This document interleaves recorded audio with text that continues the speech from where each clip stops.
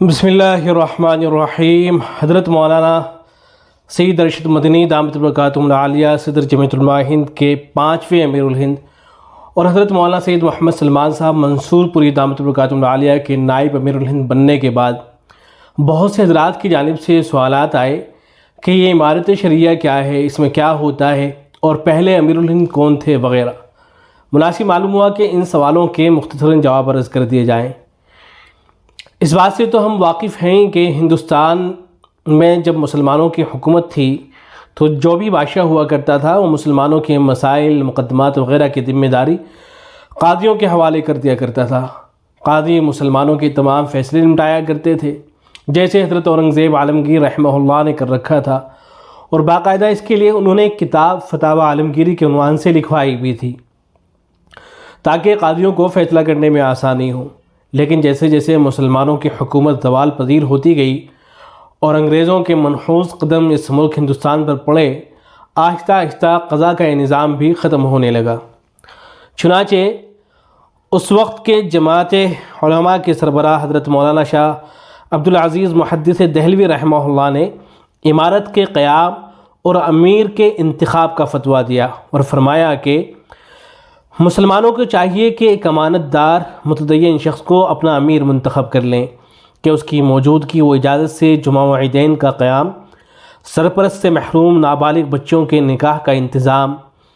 یتیموں کے مال کی حفاظت اور متنازع ترکوں کے حصے شرعی کے مطابق تقسیم کی جائے، بغیر اس کے کہ ملکی امور میں مداخلت کی جائے۔ اس فتوے کو عملی جامہ پہنانے کا بیڑا حضرت سید احمد شہید بریلوی رحمہ اللہ اور حضرت سید اسماعیل شہید دہلوی رحمہ اللہ کی جماعت نے اٹھایا، اور 1 شعبان سن 1244 ہجری بروز جمعہ ہزاروں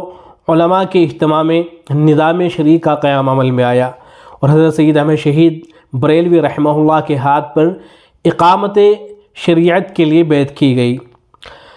پھر سن 1857 کے انقلاب کے موقع پر حجت الاسلام حضرت مولانا محمد قاسم نانوتوی رحمہ اللہ، فقیہ الامت حضرت مولانا رشید احمد گنگوہی رحمہ اللہ وغیرہ حضرات اکابر نے قطب عالم حاجی امداد اللہ مہاجر مکی رحمہ اللہ کو امام و امیر منتخب فرمایا۔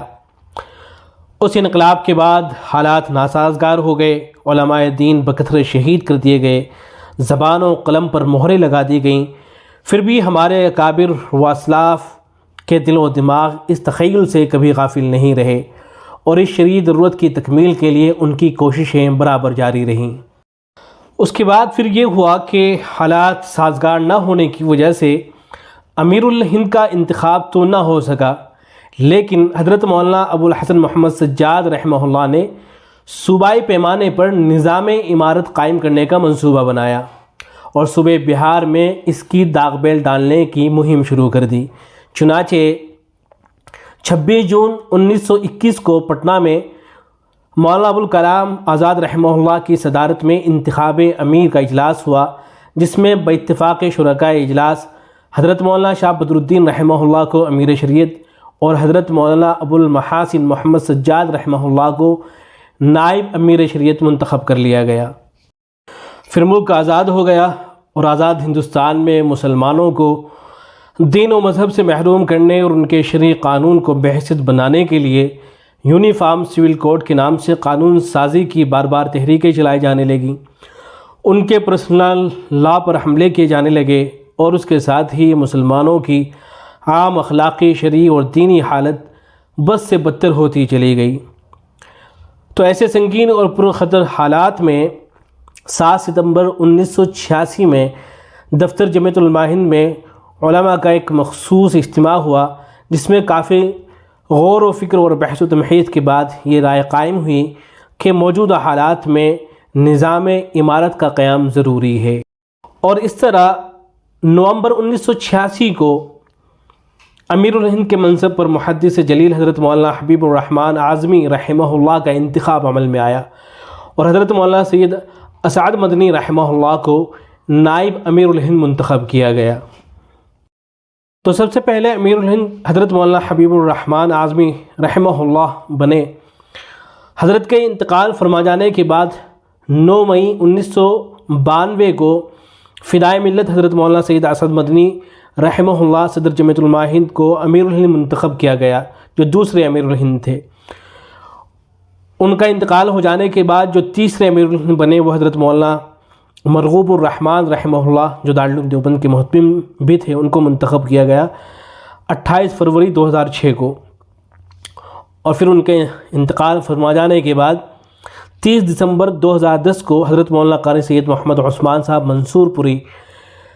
رحمہ اللہ صدر جمعیت علماء ہند و استاد حدیث دارالعلوم دیوبند کو امیر الہند منتخب کیا گیا، جو چوتھے امیر الہند تھے۔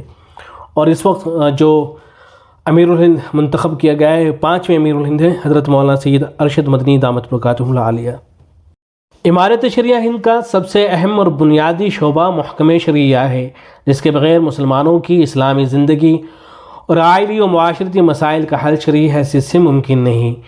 اس لیے امارت شریعہ ہند نے اپنے نظام میں سب سے زیادہ اہمیت اور ترجیح اسی شعبے کو دی، اور فیصلہ کیا کہ ہر ضلع اور صوبے میں محکمہ شریعہ کا نظام قائم کر کے قضاء کی شرعی ضرورت کو پورا کیا جائے۔ اس فیصلے کے مطابق جگہ جگہ محکمہ شریعہ کا قیام عمل میں آیا، اور جمعیت علماء ہند کے ماتحت قائم شرعی پنچایتوں کو محکمہ شریعہ سے منسوب کیا گیا۔ معلومات کے مطابق مندرجہ ذیل مقامات پر یہ نظام قائم ہوا ہے، جیسے اتر پردیش میں سہارنپور میں ہے، مظفر نگر میں ہے، مدرسہ شاہی مراد آباد میں ہے، بجنور میں ہے، رامپور میں ہے، بریلی میں ہے، لکھیم پور میں ہے، بہرائچ میں ہے، پرتاپ گڑھ میں ہے، الہ آباد میں ہے، اور بہت سارے ضلعوں کے اندر ہے۔ ایسے ہی بہار اور جھارکھنڈ کے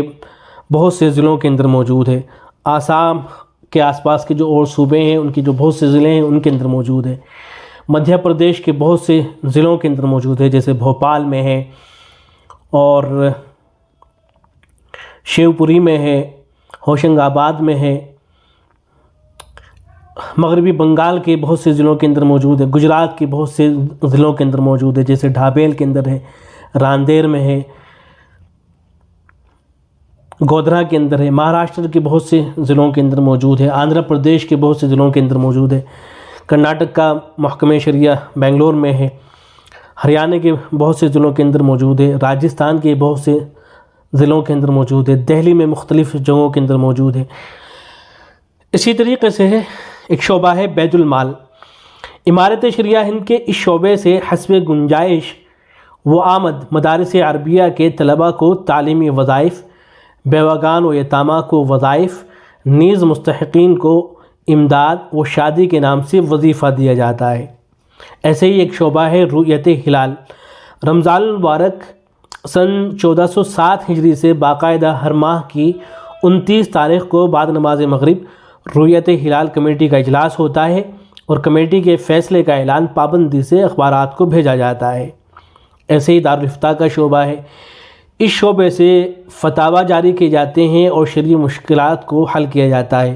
اب تک سینکڑوں فتاویٰ جاری ہو چکے ہیں۔ اللہ رب العزت سے دعا ہے کہ اللہ تبارک و تعالی امارت شریعہ کو یوں ہی ترقیات سے نوازے۔ والسلام علیکم ورحمۃ اللہ۔